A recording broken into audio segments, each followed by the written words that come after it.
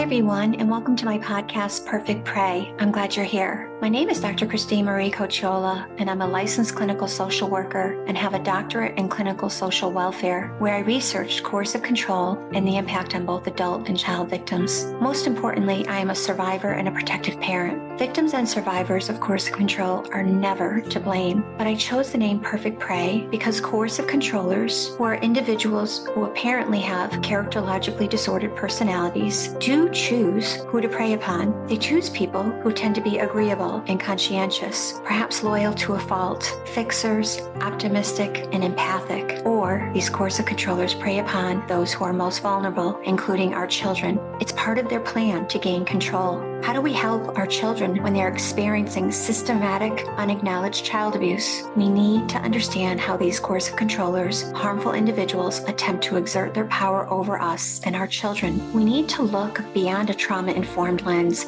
but also layer it with a coercive control lens. So let's engage in personal power conversations that will create the protective parts that will derail the coercive controller from his plans.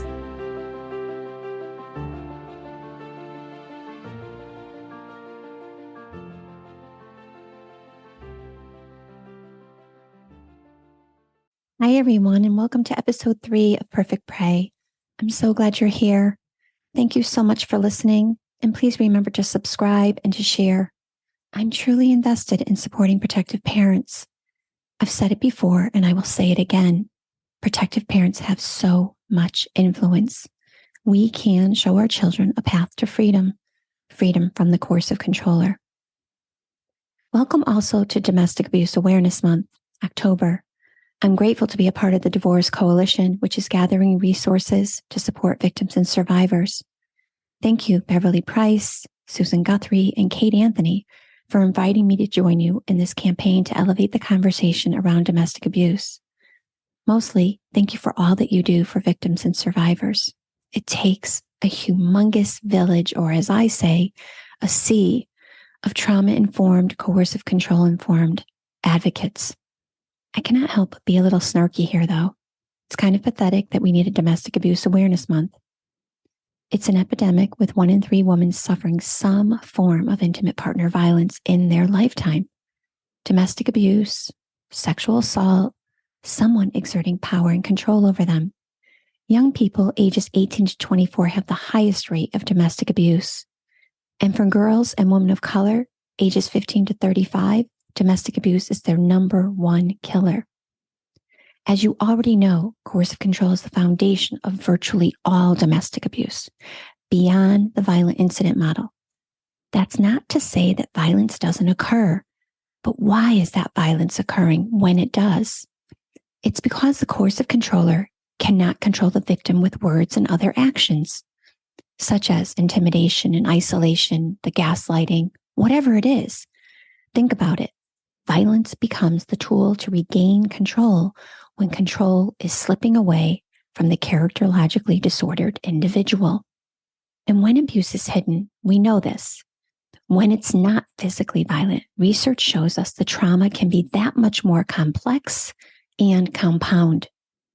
It is not really difficult to understand that when we can't wrap our head around something and other people don't acknowledge it, particularly when it is someone we love that is harming us, and as with children, someone we're dependent upon, it is complex. And the losses are so compound. That is a layering effect. It is not just one loss. It is the loss of a relationship. It is a loss of feeling protected and safe. There is so much to unravel here. The betrayal, blatant by one person, the coercive controller. Yet oftentimes it's so insidious that even the protective parent may not see it. And the betrayal by the other parent due to the false narrative fed to the child. Again, protective parents oftentimes don't even realize this is happening right in our own home. And then our body. Our body tells us something is wrong, but our mind and the world around us is telling us that everything is okay. Oftentimes, I tell my clients, our brain is not always our friend.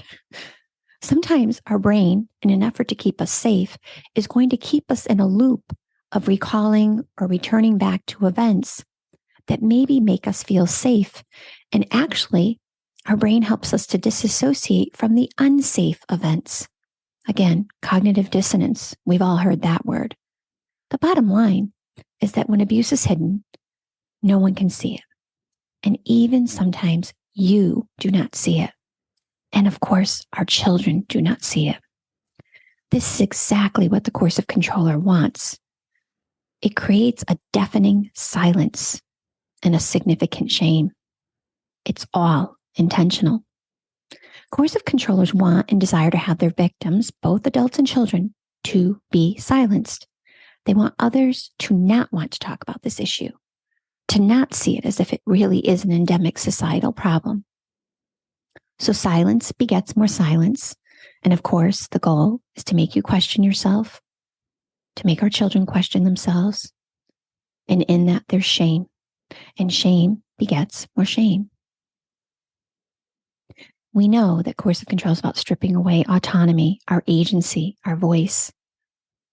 Literally stripping away every aspect of our intuition that tells us in our body, again, that something is wrong. And our brain fights that. There is a struggle going on. Our brain can't believe that it could be that bad. And then when we begin to get clarity, some little glimpses, the window starts to open. We can see out what's really going on. We begin to see the facade for what it is. These abusers are often clued in on us. They may not be highly empathic, but they certainly know how to be attuned to us. And then they begin to exert more control. It's a tightening of the screws, literally. The more that we and our children attempt to find freedom, the more the coercive controller will exert more control. Again, this is affirmed by research. We know this. Coercive control intensifies in over 90% of cases after the victim has escaped. And I would say even when she's still perhaps living in the home, but the coercive controller knows something is going on. Again, this coercive controller is gaining as many arsenals as possible to be ready for war. The war is that you would actually ever think of escaping. So it becomes really intense, and it's all about this coercive controller feeling out of control. We tell victims and survivors to leave all the time, yet we know that they are most at risk when the moment that they do. We tell them to go to the police, yet we know that the moment that they do, they might actually have a higher risk factor. We tell them to go to therapists, and unfortunately, sometimes their experiences might be diminished. It might be seen as a relationship issue instead of an abuse issue. In all of this, there is a neurological response to the relationship, a trauma bond. Dr. Ramani exposes this in her interview with me. Someone with my life experiences as an educator and an advocate, yet still remained in an abusive relationship for over 30 years. The wonderful experiences, the positive memories create a glue that is so hard to pull apart, the trauma bond. Our brain makes chemicals like oxytocin, dopamine, and others that help strengthen the bond. We become bonded to these people because there's really a lot of good times. Reuniting oftentimes feels so amazing. We think this person's going to get healthy. They might actually overtly show so much love for us. Again, like that idea of love bombing. And it floods our systems with dopamine, which really is about infiltrating the pleasure receptors in our body. Dopamine and the oxytocin, the cuddle hormone, together strengthen our bond and ease our fear and anxiety. Again, the brain is not necessarily our friend here. This is why I talk about a clarity list or a re-traumatization list. Dr. Ramani calls it an icky list. I mean, sadly, we need to really keep looking at that list and write a list of all the reasons why there is harm in this relationship, why it's unhealthy, so that the moment something good happens, we can actually tell our brain, listen, shut up. There isn't something good here. It's actually really harmful. So this cycle between intense closeness and mistreatment creates a bond that is both an emotional and physical basis. And it grows over time. That's the problem. So the longer that we don't have clarity, think about that. The longer we don't have clarity, the more that we're not going to be able to gain that clarity unless we truly confront the harms that are being inflicted. So now, think about this with our children, right? Our children over a longer period of time are going to become more indoctrinated.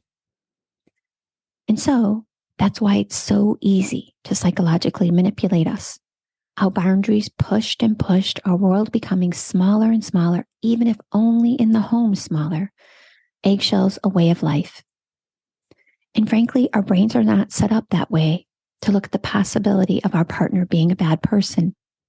As a matter of fact, I'm guessing many of you have felt guilty or sad for leaving the abuser, even though logically you know that you couldn't stay any longer. And again, it's not even leaving, it's escaping. It's intimate terrorism. This is what makes us, and more significantly, our children, perfect prey. The psyche impacted significantly.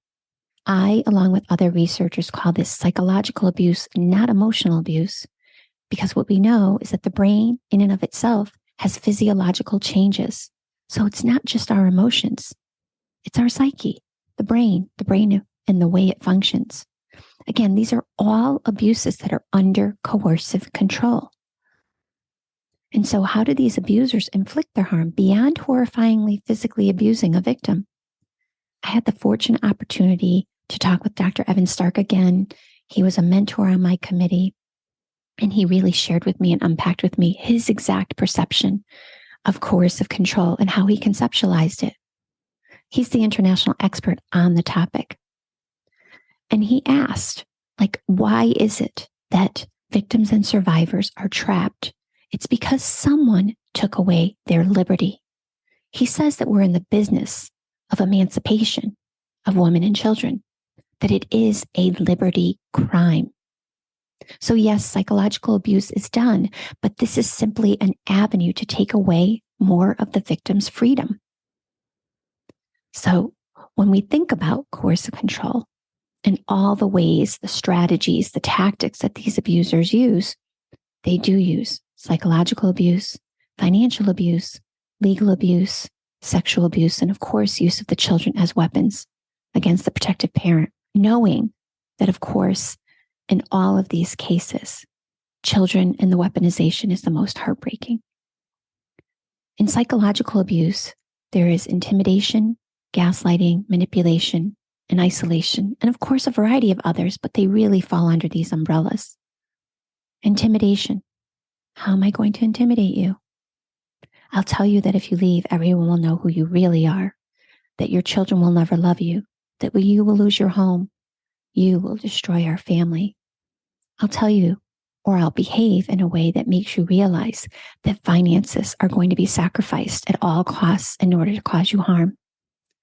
I'll give you some positives, some love bombing, perhaps. I may say, you are my soulmate. How could you do this to me? I cannot live without you. Honestly, this is much more than intimidation, right? It is threats. I think I'll tell you that if you leave, you'll never see your children again, or that your children won't love you. Of course, part of this intimidation is verbal assaults. I'm going to diminish you in front of others. I've been doing it all along.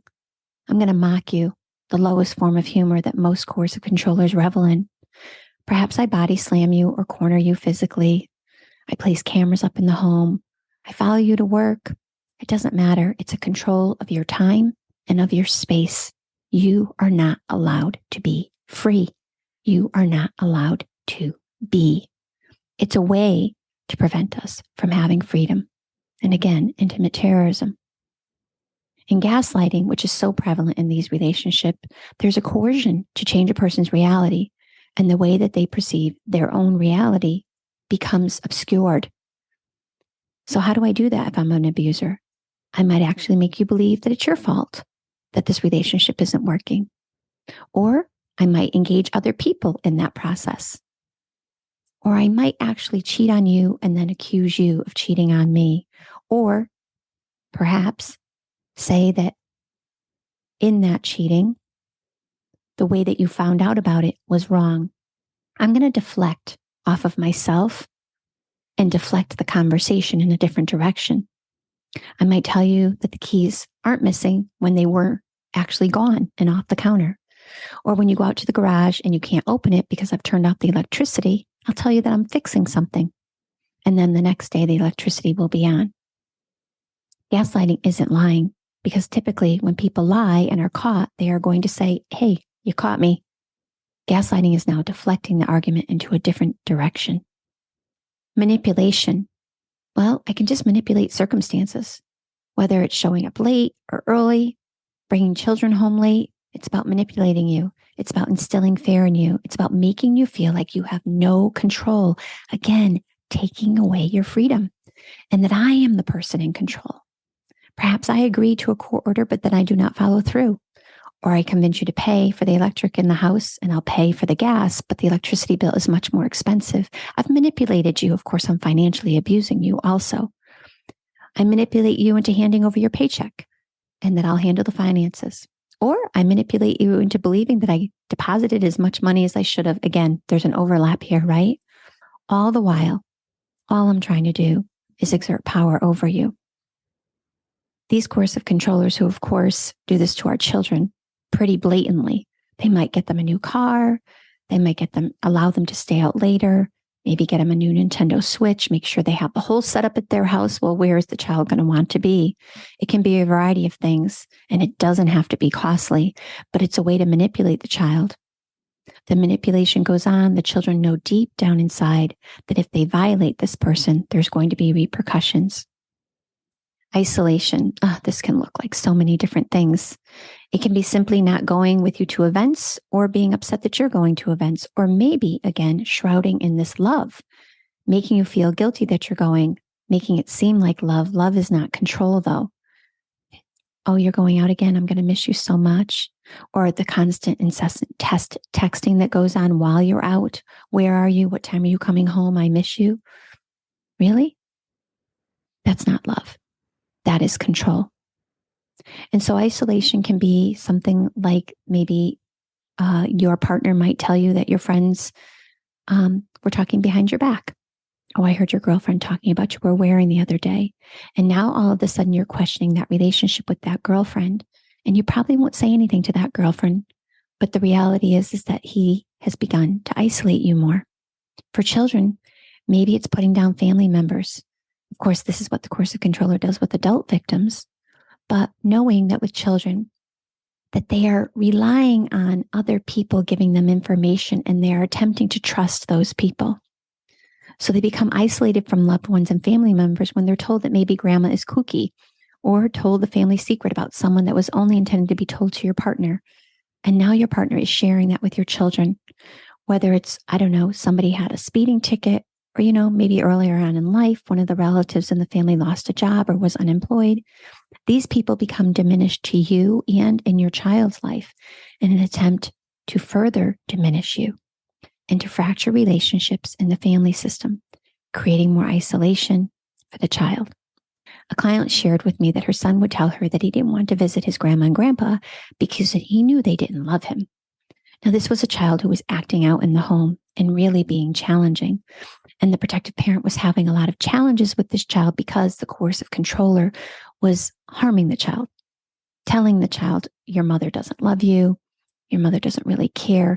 And by the way, you don't want to go to grandma and grandpa's because your mother tells grandma and grandpa all of the things that happen between you. That's the shame, right? So they gaslight the child into a false reality that grandma and grandpa don't really love them, when that's not true. And they manipulate the child maybe by telling the child that if they stay home, they don't have to, or maybe you don't want to go there because it's such a long ride. Or if they stay home, maybe they don't have to do their homework now, but they can have some homemade pizza. Intimidating the child by ensuring the child knows that leaving is a violation to the coercive controller. That it's up to the child to take care of the coercive controller. Please don't leave me home alone. I'll just be a little bit lonely here. I'd really like you to stay with me. And what really happens is the child knows that it's their job to take care of the coercive controller. Of course, a child's greatest fear is the betrayal they have watched unfold with you, unfolding with them. And this is exactly what the coercive controller is going to capitalize on, in that they get to give the children a sense of stability in a relationship with them, or so it seems, when actually it's instability all around them. It's a slow chiseling away of the attachment, right? So how do I fracture the attachment, not only with the protective parent, but I need to fracture the attachments with all of the protective parts of that child, because that's the only way I'm going to retain control, is by continually chiseling away at the attachment. So they are being intimidated and threatened and isolated and gaslit and manipulated in all the same ways that you are. The harms are significant, and to their developing brain, they don't see it clearly, very much like you didn't see it clearly. And frankly, again, this has been going on since day one. Day one. So they may have made your child do a sport that they liked better, even if that's not the sport that your child likes. Or they may diminish a sport simply because they don't want your child around those protective parts. Maybe your child's attached to a soccer coach, has a good relationship with the people on the team. They're going to try to fracture that. What do we know?